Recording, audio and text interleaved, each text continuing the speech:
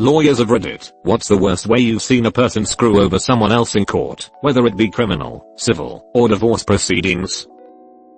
Not the worst, but one that sticks out, that they did to themselves. Woman shows up to court in a "It's party time bitches, drink up" t-shirt. She was there for her first appearance on a third DUI charge. Judge was not in a humorous mood that day. This thread is making me feel smarter by the second. It doesn't take much to avoid being stupid, but hey, that's how the average is made up. Think of how stupid the average person is, and realize half of them are stupider than that. George Carlin.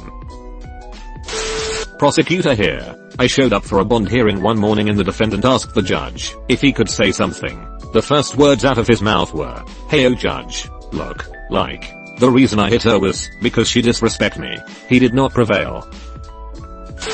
Not a lawyer, but when my Phil and Mill got divorced, she wanted to file jointly for the previous year because they were still married. They would have gotten a decent refund. He insisted on filing separately, despite the fact that he would owe $4,000, because he wanted her to also owe the eyes. He did it to frost her ass.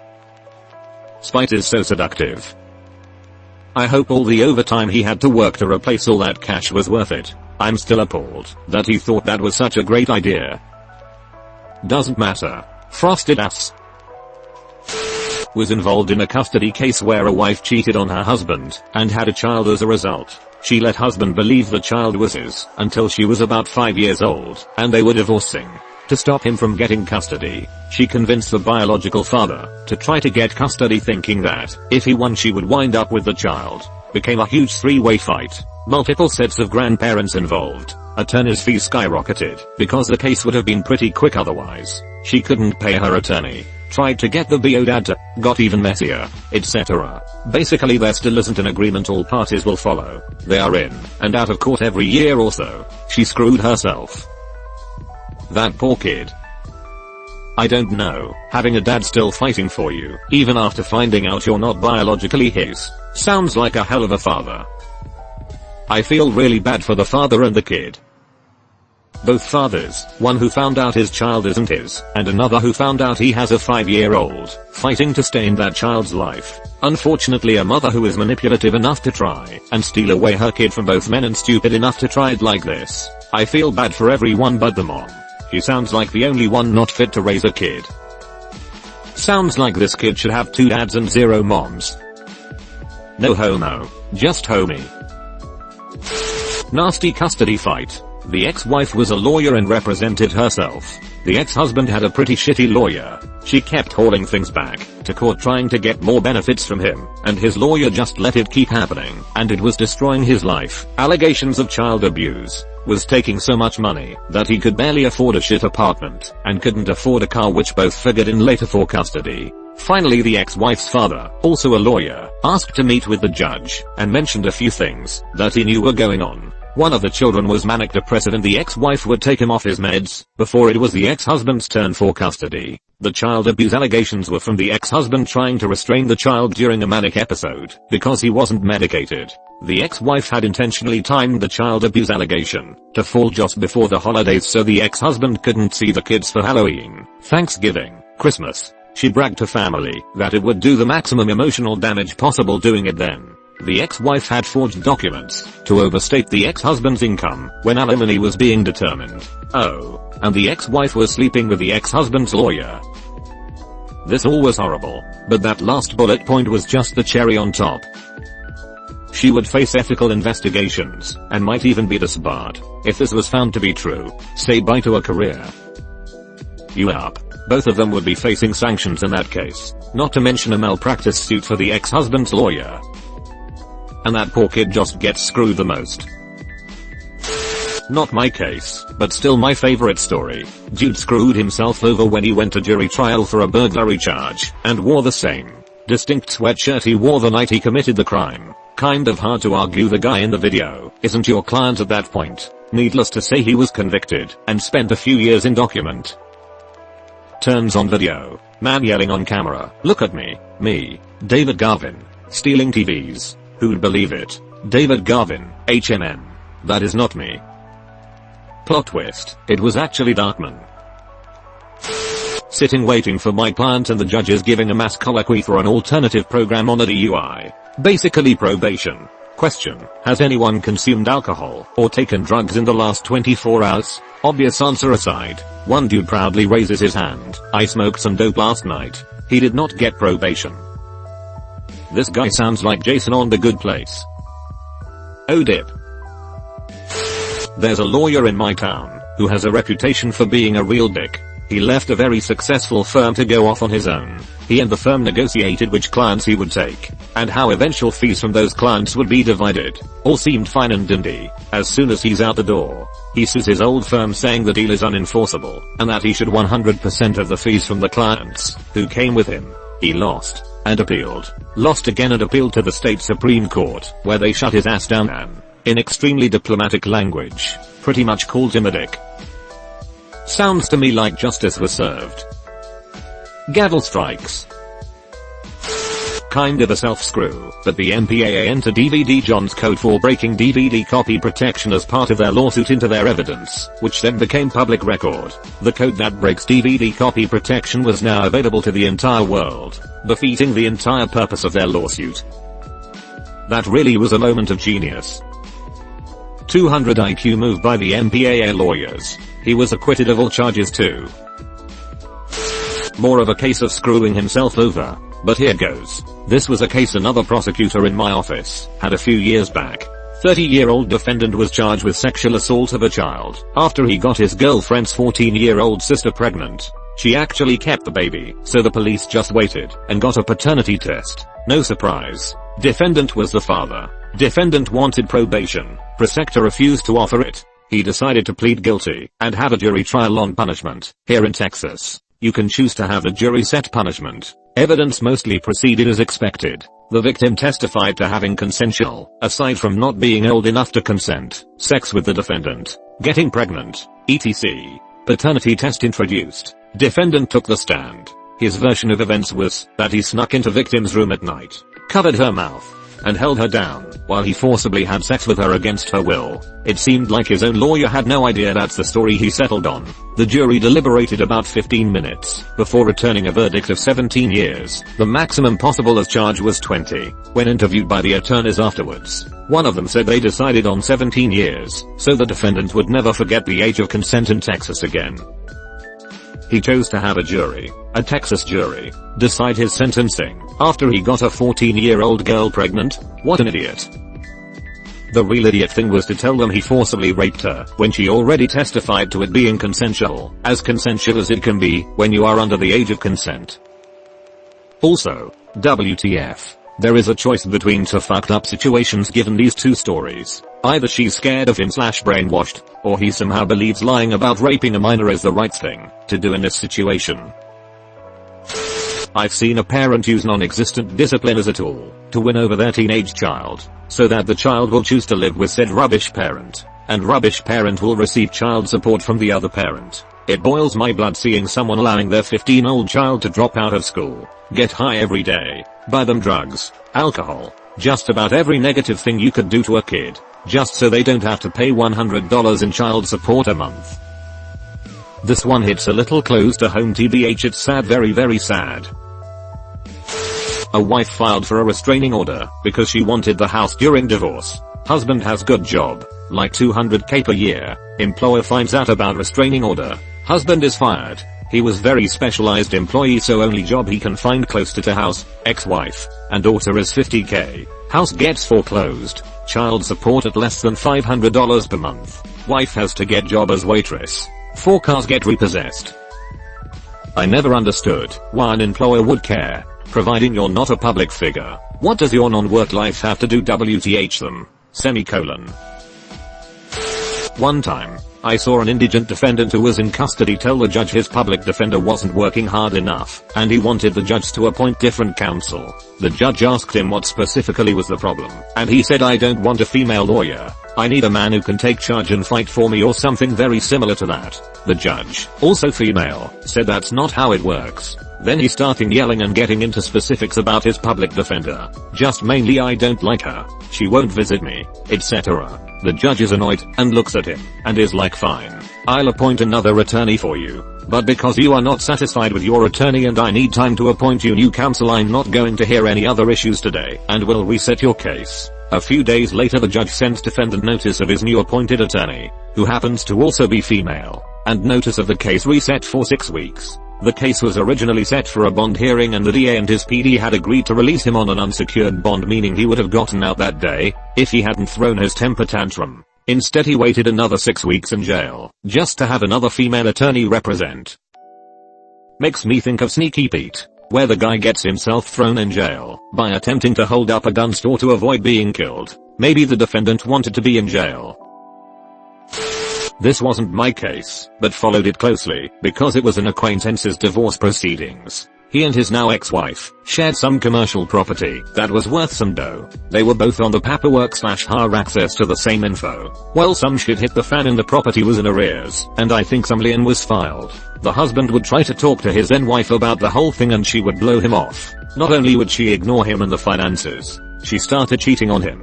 Fast forward to divorce. It's contentious and they get down to fighting for the primary residence whose market value, unencumbered, is much less than the commercial building. She demanded the house and the husband effectively offered to give her the commercial building if he could keep the residence. She never paid attention to how bad off the commercial building was, and for some strange reason her lawyer didn't do any due diligence, so they took the deal. I don't know if the asset allocation included any saving conditions or caveats for the ex-wife, but I'd like to see that her own disinterest may have led to bargaining for an underwater property instead of a paid-off house. Sounds like her lawyer was negligent. What's the line between negligent and shitty?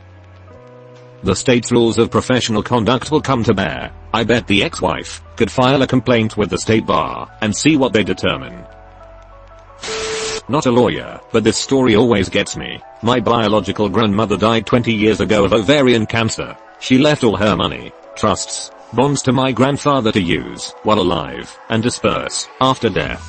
My grandfather remarried something like 15 years ago to my step-grandma. My grandfather ended up dying first a few years back. My step-aunt is a greedy bitch who lives on the opposite side of the country. She's lived off of her mother and my grandfather for all of her life. She'd come over and take them on vacation, where she'd use their money to buy herself things, and get a free skiing trip about 8x a year. After my grandfather passed, my step-grandma had to move where her children lived to get care for dementia. My step-aunt has access to not only her own mother's estate, but my grandfather's as well, to take care of her needs. That wasn't enough. She decided to try and sue my dad and uncle for their dead biological mother's estate. My dad is bilaterally paralyzed and in a wheelchair. My uncle is a triple bypass survivor with a pacemaker and multiple stents. Both are on fixed disability income. The court date came, and I literally wheeled my dad in, while my uncle walked with a cane. My step-aunt is entirely able-bodied, and rolling in the millions my step-grandma and grandfather worked their whole lives to earn.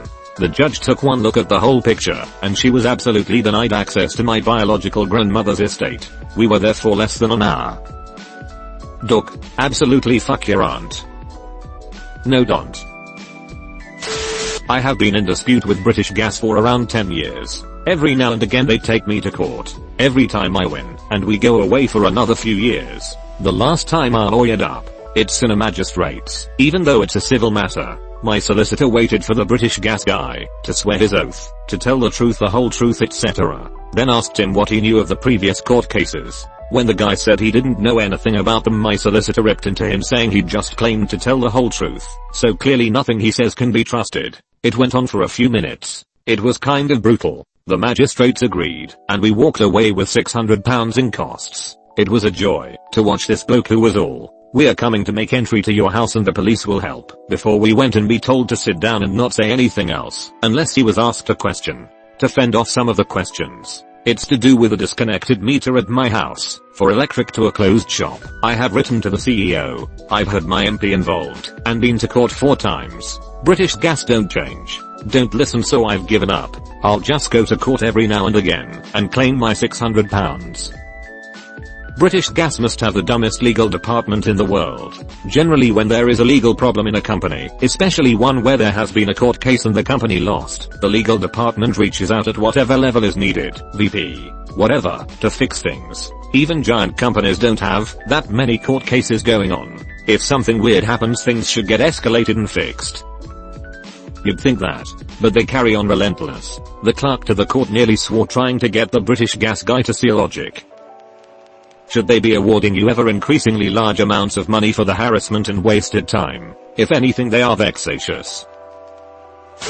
I'm being sparse on details here due to confidentiality, but I had a client who was accused of a very nasty sexual offense. He had an alibi. He was at work, where he was the boss. He had an employee who could absolutely vouch for his being there. I talked to the employee confirmed this. It gets closer to the trial, and around the time when I need to send in an alibi notice, which is advance notice to the Crown, so that they can investigate the alibi and determine whether or not it's true. But I'm being careful, so I call the employee up again.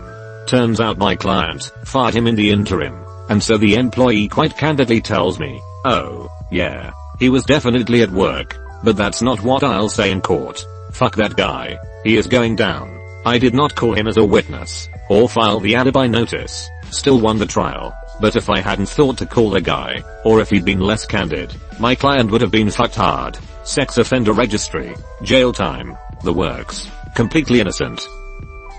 Still won the trial. But if I hadn't thought to call the guy, or if he'd been less candid, my client would have been fucked hard. Sex offender registry, jail time, the works. Completely innocent. He's the boss and stupid enough to fire his alibi witness before the trial. D. From talking to the employee, I'm guessing he saw he deserved the firing. That said, people accused of crimes may not be the brightest, but even the smart ones often make some dumb mistakes. I mean, a lot of people with child porn get caught because they take their computer in to get fixed and don't think, hey, I'm handing off evidence of very serious crimes to a random stranger. I know, but there was a case going on in my town between a father and son that was hilarious. The dad is a big time personal injury attorney around here who started his own firm under his name. George Sink, and his son ended up joining the family business. Well, they had a falling out, so the son goes off to start his own firm. He has his dad's name, so the dad is suing the son for using the name he gave him to start his own law firm. Had a criminal jury trial for misdemeanor criminal mischief over 4 years ago. State filed charges and kept amending the information to the point where they left the actual victim out of the trial and proceeded with the 2 eyewitnesses. Well, one of the witnesses was my client's ex and the other witness was the ex's new GF. They claimed my client vandalized the actual victim's car. Client denied everything. Well, apparently, the state and both witnesses had no idea that the ex had an outstanding warrant for not paying child support to my client, which created a motive for him to lie. Asked him if he was aware that he had a warrant out for his arrest on the stand. He didn't know. The judge excused the jurors. The bailiffs arrested the ex on the stand. State rested. Judge granted our motion for judgment of acquittal because we had good case law for the victim not being there. Client walked away free and the ex went to jail. I was in the same position a few years ago. I knew this witness had a warrant and the state called her anyways. First question on cross, ma'am. Are you aware that you have a warrant out for your arrest? She went nuts. DA starts objecting. Judge cleared the courtroom and then asked what she was objecting to, and the DA looked like a sad cat and was just like, well, it was one of my favorite trials. Your Honor, I object. On what grounds? It's devastating to my case. Overruled. Good call.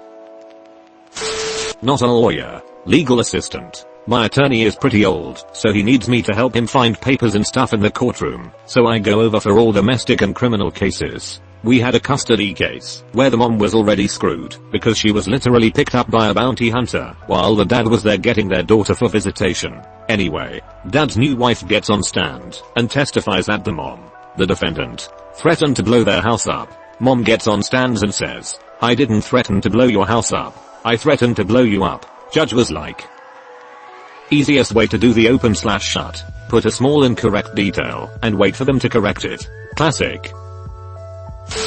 Basically all custody battles, where neither parent is a legitimately horrible person/parent everyone is better off without. The kids always get screwed.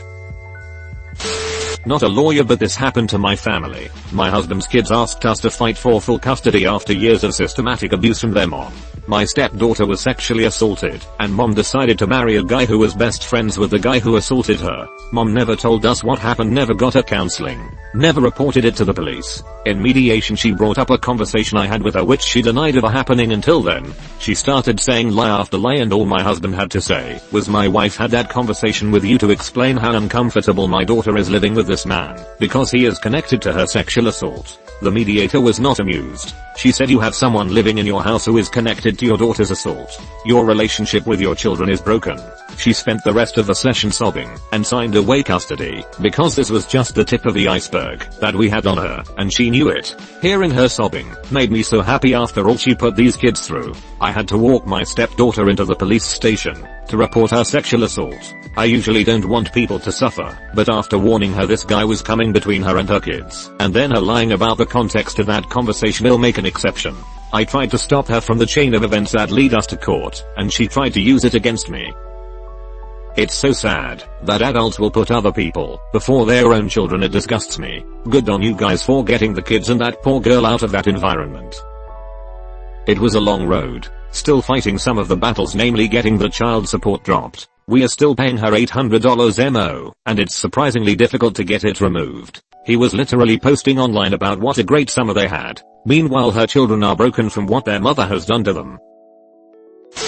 Not someone else, but himself. The guy and his lawyer missed court appearances. Sometimes one of them, sometimes both, with little or no warning, and with suspect excuses. It started getting ridiculous, and we kept pointing out holes in his story, like he said he left for another country without knowing about the appearance. But his lawyer stood in court and said he told him beforehand, or all of a sudden he was in a former Soviet bloc country for fertility treatments, and it would ruin everything if he came back now, or when he was visiting dying relatives on another continent, or he was going to the airport when he had to rush to the hospital, and showed us an admitting form in another language that we translated. It showed he was there but also that he was discharged. He also tried firing his attorney and saying he needed more time to brief a new attorney, who at the next appearance would say he hasn't been able to talk to his client, so he needs to adjourn, or that he hasn't been paid, and his client is basically an ass, and he needs to be relieved. We kept saying to the judge he was doing it to stall, but the judge kept giving him the benefit of the doubt.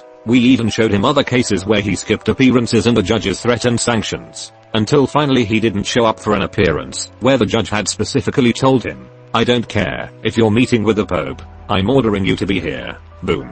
His answer was stricken. Default judgment in full was granted to our side. Neither he nor his lawyer showed up for the hearing where the judge determined exactly how much of a judgment we should get, and then had the nerve to file a motion that the judgment was unfair because he didn't get a chance to dispute anything. The results of that motion? Denied. He also appealed the judgment on the same grounds. That reminds me to check if his time to perfect has run out yet. He's currently on the lam and he can't come home because there's an indictment waiting for him on another matter, and I think the lawyer he got to do the appeal has wised up by now, so I don't think it's going anywhere. Well, not my story, but a prior boss's story. They had a drunk driver kills a car worth of people case at the time when they were a general practitioner. My boss was representing the family that got hit, one where the 2 kids and the wife had died, but the father had not, and wanted the college guy's drunk driving skin to be mounted on a wall. This was back before Facebook was commonly used in court proceedings, and before tons of people realized that shit is too great for any attorney worth their weight in salt to pass up. So, the kid, drunk driving college kid, had managed to get the judge's sympathy during the first part of the hearing by saying he was sorry, haunted, never going to drink again. This was going to ruin his life, etc. The judge seemed to really be eating it up. Then comes my boss and immediately burns this kid's remorse to the ground by showing numerous Facebook statuses and photos of them binge drinking, partying, and even joking about driving drunk from the date of the accident up until a night ago. The kid looked like he was being forced to swallow hot coals and the judge was absolutely livid. Needless to say, the kid had to do way more than just apologize and be remorseful after that. Needless to say, the kid had to do way more than just apologize and be remorseful after that. It goes better saying it though. How much did he got for killing 3 people? 10 years. More? He got his phone taken away from him. According to my son this would be just as bad as jail. Not court but it is legal adjacent. My dad is an executive safety officer at the company he works at, and one of the company's truck drivers got into an accident. The driver wasn't at fault, but it is company policy anytime a driver gets into an accident they drug test them same day. And when the results came back the guy failed the test. The guy disputed the results, so they had him retake it. When he finishes up in the testing facility's bathroom, the sample he gives them isn't warm at all. Clearly hadn't just come out of person. And in the bathroom, which they meticulously clean between each test, they find a strip of tape and like a little vial and cap thing that would have went onto a small vial kind of container. So my dad has to be on a conference call with the driver and his manager and some other relevant parties, and the guy maintains his innocence. And they can't like conclusively prove the tape or cap means he cheated the test, so they are kind of at an impasse. As they are getting off the call, my father just kind of takes a shot and asks the driver really nonchalantly and in passing say, "Doesn't taping the vial to your leg hurt? Like how do you get it off?" And the fucking guy replies without missing a beat, "Oh no, it was just painter's tape. Comes off easy, didn't hurt at all." There was like 5 seconds of dead air after that before the guy scrambled and tried to put the toothpaste back in the tube. The company was able to fire him without any trouble. This reminds me of a story from my last job. We did the drug testing, and the extent some people will go to just to pass a test is amazing. So a company suspects a worker of using drugs, and they are actively trying to catch him. Every random drug test comes up clean, but there is suspicion he is cheating somehow. Each morning he would claim he couldn't go, then leave for an hour lunch, and come back and test clean. Third test they notice something odd, blood in the urine. So they set up one more test, but after the piss test they do a saliva one as well. This test was clean, but the saliva test was loaded with cocaine. They asked him how he did it, and it was pretty brilliant. On his break at home he would pee to clear out his bladder, then use a catheter to refill himself with clean urine he bought. By the time he got back to pee in a cup, everything was at body temperature and there was nothing to get rid of. Oil change. Oil changes for everybody. Not a lawyer, but my dad is a physician, and is sometimes called as a professional witness in cases of malpractice. In one memorable case, a family was suing a doctor for something fairly frivolous, and my dad was a witness for the defense. The lawyer representing the family was cross-examining my dad, and brought up a chapter in a medical textbook, and asked my dad to read a highlighted paragraph. He does, and the lawyer says something to the effect of, "So, what you just read means?" My dad confidently replied, "No, it does not mean that." Lawyer, "No, but if you read this, the author clearly states that." "No, really, that's not what the author means." Lawyer, "How do you know that's not what the author meant?" Dad, "Well, because I wrote it." Judge basically facepalmed while the lawyer mimicked a goldfish and stared at the author name on the chapter. Basically the best moment of my dad's professional life. Yes, ruling was in the defendant's favor. I saw an almost exact story, except it was an engineer as an expert witness in some kind of construction case. Either these lawyers are dumb as bricks and do zero legwork, or this story is getting recycled a lot. I choose to believe the former lol. It happens. I'm an engineering professional witness from time to time. While I wasn't the author of the book they used, it was my PhD advisor's book, and I was an editor, and mentioned in it. I didn't have a gotcha moment like that, but they asked me to clarify a page, and I was almost able to recite it from memory. I still have PTSD-style nightmares about grad school. Too many criminal client situations to count of them screwing themselves over. One of the very few family law cases I handled as a young atty sticks out to me though. Young woman and young man have child. Young woman seeks divorce from young man because he enjoys the thug life. He had recently been arrested and charged for possession /int to distribute meth, felony, and in possession of a firearm, and lawful carry. Young man doesn't like her leaving him. He hires a local big name top divorce atty. Granted, very rural area. Gets temp divorce order entered saying she cannot have overnight guests of the opposite sex. Common in rural conservative areas. Think it's mostly a thing of the past in more urban places. Young woman starts seeing someone new. Young man is very upset about this. Has his fancy lawyer asked for a hearing accusing her of violating court order and seeking full custody, on top of atty fees. Young woman, on advice from a mutual friend, hires me for this hearing. I sit down with opposing counsel, and she basically tries to strong-arm me /her experience, and lays out egregious terms. Mother must not only give up primary custody, but must have visitation with a supervisor, and pay child support and atty fees. She knows I'm a new baby atty in town, fairly certain I had been licensed for less than a year. I balk and she says she'll see us in court. I go into hearing with a copy of his probation arrangement on his post /intent to sell and unlawful carry. He hasn't told his atty about this, and she is unaware. She calls him up, establishes how my client had her new BF over on XYZ nights. Judge is very conservative, not pleased. Then, Opposing counsel passes the witness. I ask him if he has a job. No. What do you do for money? Things here and there. Oh, miss. Opposing counsel is awfully expensive. Do you sell meth? What? Have you ever sold drugs to make ends meet? No. Introduce a copy of his guilty plea and straight probation sentencing. Judge is now staring daggers at him. I lean over to my client sitting next to me and whisper, if you took a drug test today, be honest, would you be completely clean? Yes. I ask the young man, when was the last time you did meth? He objects. But judge overrules. I know this judge will drug test people on the spot as he is also the misdemeanor drug court judge. It's been years. I'm clean. So, if you were tested, you'd be clean? Yes. Opposing counsel asks the same of my client. We agree. Judge has them both tested. He tests positive for meth. My client is clean.